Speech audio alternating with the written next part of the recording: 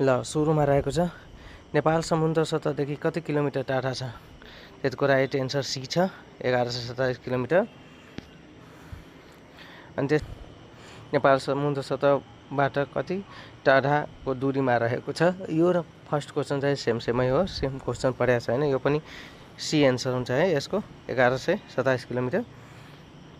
र अर्को क्वेसन छ नेपालको पूर्व सीमादेखि पश्चिम सीमाको लम्बाइ कति किलोमिटर रहेछ? पूर्व पश्चिमको सिमाना कति छ? यो पनि सी हो, 885 किलोमिटर। अनि नेपालको सर्द चौडाइ कति छ? 193 किलोमिटर, अप्सन बी हो। अनि नेपालको उत्तर दक्षिण चौडाइ कति रहेको छ? त उत्तर दक्षिण भनेको 193 किलोमिटर, यो पनि बी हो। र नेपालको विश्वको कुल क्षेत्रफलको कति प्रतिशत भूभाग ओगटेको छ? त्यो विश्वको भनिया छ, त विश्वमा अलिक नेपाल सानो देखिन्छ, त्यसैले 0.03% हुन्छ, अप्सन बी। अनि नेपालले एसिया महादेशको कति प्रतिशत भूभाग ओगटेको छ? त एसियामा अलि ठुलै देखिन्छ, त्यसैले 0.3%, अप्सन सी हुन्छ। नेपाल क्षेत्रफलका आधारमा नेपाल विश्वका कतिवटा मुलुकभन्दा सानो रहेको छ? यो विश्वमा कतिवटा मुलुकभन्दा सानो रहेछ? त नेपाल कतिवटा स्थानमा पर्छ?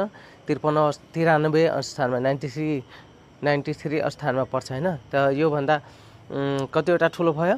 त 92 वटा, त हामी 92 वटा भन्दा तल पर्छौँ होइन, त्यसैले 92 हुन्छ यसको राइट एन्सर। र नेपालको क्षेत्रफल होइन 56,827 वर्ग माइल, त नेपाल चीनभन्दा कति गुणा सानो छ होइन, यसमा सानो भनेको छ है, 65 गुणा। र तलका कथनमध्ये कुन सही छ? नेपाल क्षेत्रफलको आधारमा विश्वको 93 ठुलो राष्ट्र हो होइन। र अर्को छ नेपाल क्षेत्रफलको आधारमा सार्कको 8औं ठुलो राष्ट्र हो। अप्सन चाहिँ यो 2 नम्बरको कथन मिस्टेक छ, 1 नम्बरको कथन ठिक छ। त्यहाँ अप्सनमा हेर्नु होला के लेखेको छ, 1 ठिक तर 2 बेठिक, अप्सन सीमा लेखेको छ, सीमा टिक लगाउनु होला। र त्यसपछि तलका मध्ये कुन सही छ? नेपाल 26 डिग्री 22 मिनट उत्तरी अक्षांशदेखि 23 डिग्री 27 मिनट उत्तरी अक्षांशसम्म फैलिएको छ। नेपाल 80 डिग्री 4 मिनट उत्तरी देशान्तरदेखि, त्यसपछि नेपाल 26 डिग्री 22 मिनट उत्तरी अक्षांशदेखि 30 डिग्री 27 मिनट उत्तरी अक्षांशसम्म फैलिएको छ। यो चाहिँ राइट एन्सर छ है, अप्सन सी।